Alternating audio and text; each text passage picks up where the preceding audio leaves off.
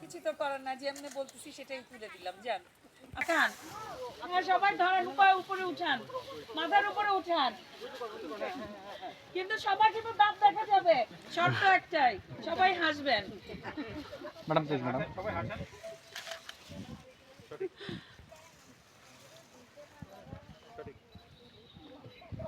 1 2 3 সবাই হাসেন।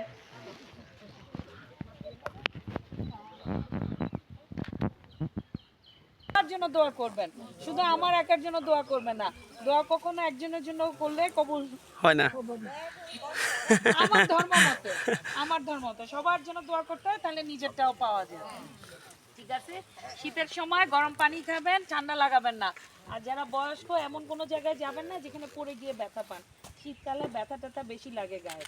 ঠিক আছে, বাচ্চাদের ঠান্ডা লাগাবেন না। ঠিক আছে, আমার জন্য দোয়া করবেন, ভালো থাকবেন। অনেক ধন্যবাদ, আমার জন্য অনেক সবাই কষ্ট করে আসছেন। আসসালামু আলাইকুম।